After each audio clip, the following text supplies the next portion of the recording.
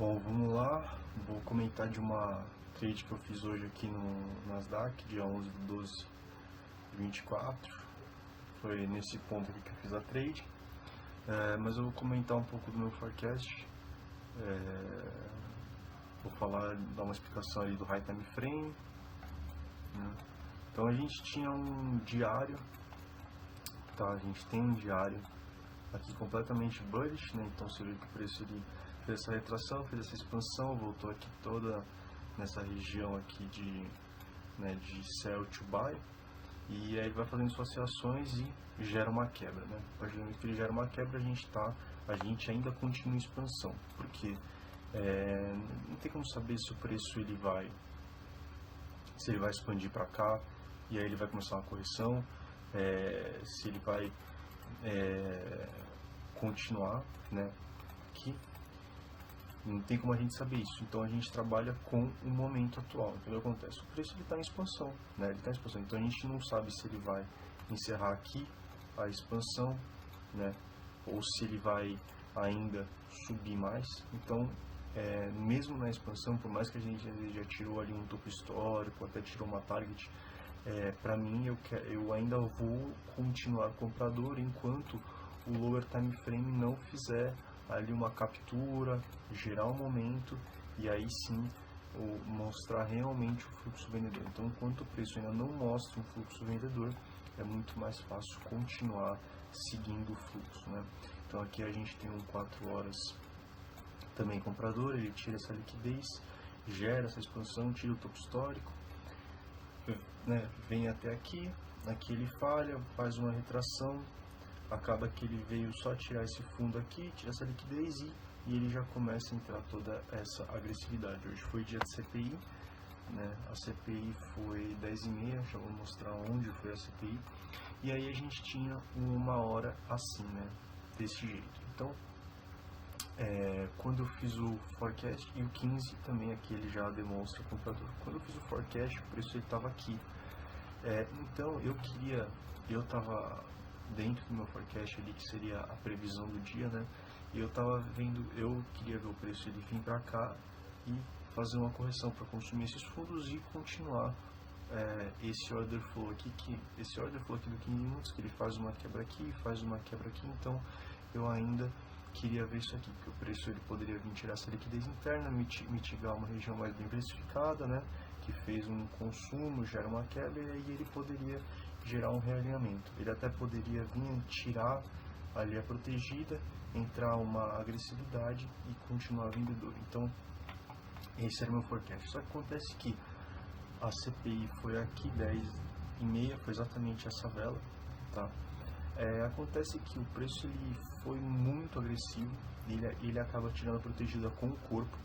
Tinha esse modelinho de liquidez, que era uma liquidez interna, era um buy side, e o preço ele só foi indo. Então, quando chegou nesse cenário, por mais que aqui ele tinha tirado essa target do diário, do 4 horas, do 1 hora, para mim não me interessa vender, porque a gente tem um fluxo extremamente comprador, entendeu? Então o cenário ele é um cenário de expansão, né? Então o preço, o que ele fez? Ele faz uma expansão, faz uma retração, faz uma expansão, ele foi ali criando um fluxo e agora ele fez uma outra expansão. Então o que eu quero ver? O preço ele continuar a expansão, porque até então para mim o preço ele vai continuar se expandindo, entendeu? A não ser que o fluxo ele começa ali a reverter, né? Então enquanto ele não reverte, eu vou seguir o fluxo. Então foi uma trade aqui nesse ponto, com 15 minutos. Então quando o preço ele, por mais que ele tirou a target, eu vi que ele tirou com 15 com o corpo, tá? No H1 ele acabou fazendo esse pavio, mas no 15 ficou bem clean. E aí o que acontece? O preço ele gera isso aqui, gera essa vela, segura, vem isso aqui e aí começa a subir. Aqui, assim, pode ser considerado um sweep aqui, tá? No 15 minutos, nos 5 minutos também é um modelinho ali de sweep, né? Ainda mais pode ser aqui, né? Esse fundinho. Acontece que o preço ele estava dentro dessa oferta toda aqui, ó, dos 5 minutos, né? Então isso aqui aconteceu dentro dessa oferta, não, desculpa, dessa demanda dos 5 minutos, né? Uma demanda ali que gera quebra. Então ele gera quebra, vem, sobe, não consegue renovar o topo, o preço vai, tira o fundo e ele vem gerando o fluxo. Então no M1 está bem mais detalhado. Então tinha toda essa região aqui de demanda, ó. Tudo isso aqui era uma demanda do preço. Acontece que assim, quando abriu, eu não, assim, não tem como a gente saber que o preço ele vai, que essa aqui ou esse fundo aqui, ele vai serão suficiente de liquidez, né, para gerar um momento. Então eu tava querendo ver o preço ele consumir tudo isso aqui como modelinho de liquidez. Então eu queria ver o preço ele vir, ainda mais porque ele veio com essa agressividade, eu queria ver o preço fazer isso aqui, e aí quando ele realinhasse, confirmasse, eu iria entrar ali comprador, né, para continuar o fluxo. Só que acontece, aqui o preço ele vem caindo, ele vem caindo, ele vem caindo, e aí quando ele tira esse fundo e esse fundo, ele gera essa vela aqui exatamente 1 minuto antes de virar a vela de H1, né, às 12h59. Então ele faz essa agressividade que eu achei meio estranho, e aí ele faz isso aqui, uma próxima agressividade. E se a gente perceber, o preço ele não mitiga essa região aqui, tá? Esse sell to buy aqui, ele não mitiga, né?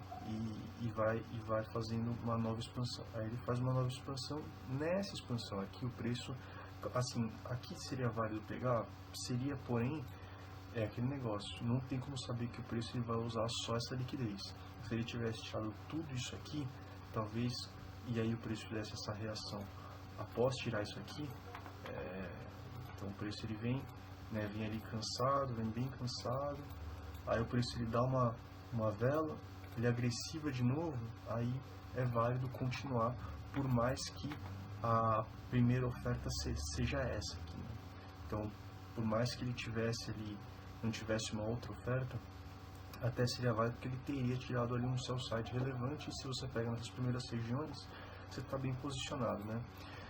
Então, só que o preço ele não tocou e ele fez mais uma expansão, né? A expansão foi muito interessante porque ele acaba de perder essa oferta, que essa oferta gerou a quebra, né? Então aqui, quando ele perde essa oferta, confirma aqui embaixo o sweep, a liquidez. Então o preço realmente, essa liquidez foi o suficiente para o preço continuar sua movimentação.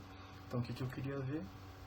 Eu queria ver o preço gerar, né, mais algum toque em alguma demanda, tá? Confirmando ali o fluxo e gerar mais uma quebra. Acontece que o preço ele não toca e gera essa movimentação. Essa movimentação foi muito boa porque ele perde este topo, perde essa oferta, então ele perde essa oferta, perde essa aqui também, né, nesse momento, e ele perde aqui. Então aqui o preço já demonstrou um realinhamento, tá? Quando ele perde aqui, ele também confirma a própria quebra interna, né, disso aqui, e aí a gente fica com essa região de oferta do preço, tá? Fica com essa região, fica com essa região de oferta, não, desculpa, de demanda. E como o preço ele não tinha tocado, então aqui seria a primeira região que o preço realmente iria tocar em uma demanda. Então seria válido arriscar, a gente estaria bem posicionado dentro da janela, que seria a janela da abertura ali da 1 hora, né, das 13h11, sendo que a janela ela fica, né, pelo menos que às vezes eu percebo dentro do meu backtest ali são as viradas de hora, né? Então desde 12h40, 12h45 até 13h20, 13h25 no máximo. Então eu identifico como boas oportunidades dentro dessa janela. Então acontece 13h11 era uma boa janela de oportunidade, o preço ele já demonstrou ali todo um fluxo comprador, e quando tem muito momento assim, ó, por exemplo, aqui era uma demanda muito clara dos 5 minutos, né? Então se o preço ele sei lá, fizesse algum retorno e tal, aqui é válido você, né, continuar comprando, ou até daqui isso aqui.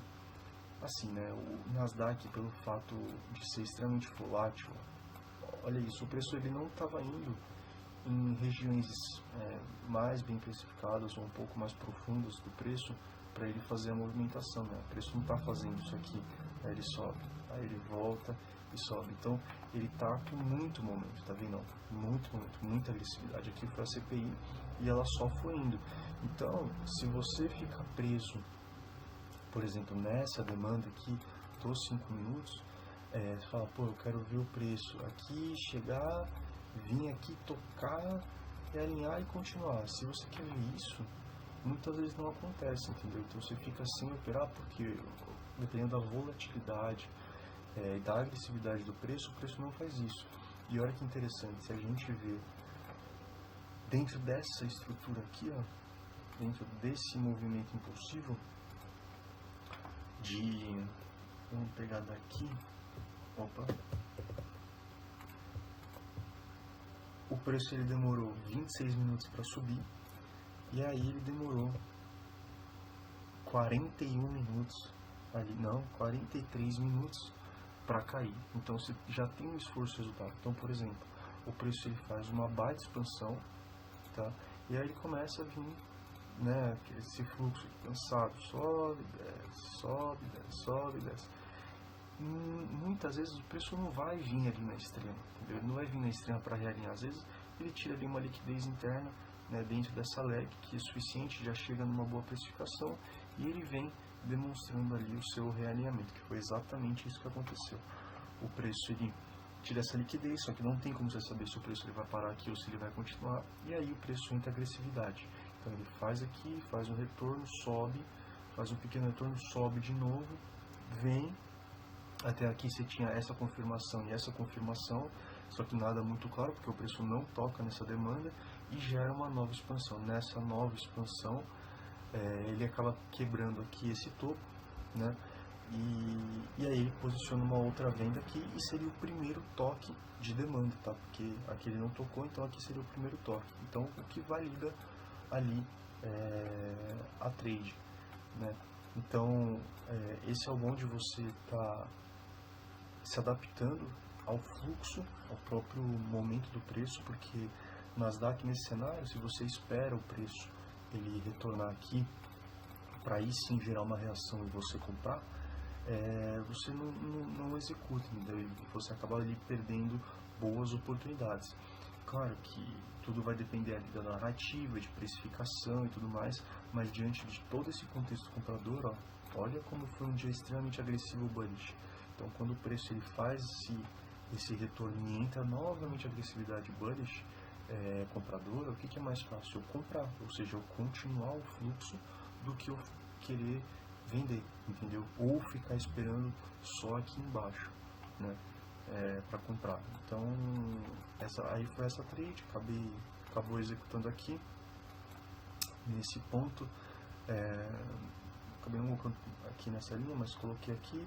Aí ele capitaliza, vem, quando ele dá essa vela, eu já reduzo, se eu não me engano, o risco, e aí ele vem fazendo esse retorno. Quando ele vem já fazendo isso aqui, eu já defendo, porque se o preço ele falha aqui e começa a retornar, é mais fácil ele vir me tirar, então eu não estaria interessado em ficar posicionado em risco nessa trade, então eu já acabei me defendendo.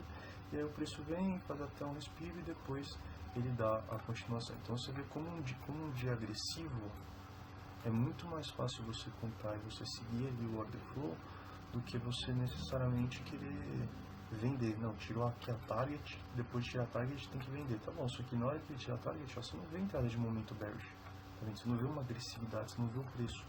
Ele tira e ele já devolve com aquele momento bearish, aquele momento agressivo, sobe, corretivo, né, para depois entrar a agressividade de novo. O preço não faz isso, tá vendo? O preço ele tira com a agressividade, só que olha a correção como foi bem cansado.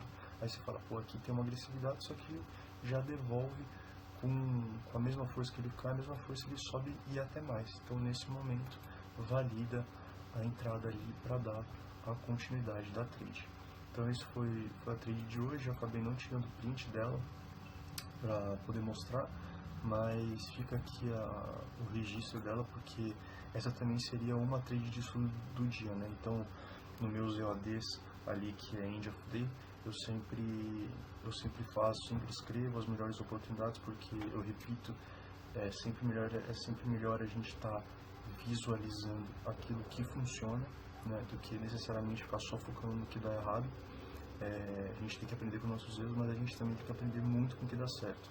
Então, mesmo se eu tenho trade errado ou não no meu EOAD, eu sempre coloco ali as melhores trades do dia, as melhores oportunidades, e essa aqui seria uma trade de estudo, tá? Que validaria bastante ela. Essa aqui, ó, é até válido posicionar assim, tá? Então nessa região e com stop aqui, tá? Então isso encurtaria mais ainda o risco, né, te permitindo ali conduzir. Foi uma trade que acho que deu até 10R, né, deu 10R aqui, então seria uma trade ali que renderia 10R, né, se eu tivesse pego bem posicionado, melhor, mas enfim, né, isso daí são detalhes. Acabei pegando aqui, sair daqui, então você vê que um dia bem agressivo é só continuar. Então é isso, espero que tenha ficado bem educativo aí, bem explicado, porque esse é o objetivo. Valeu!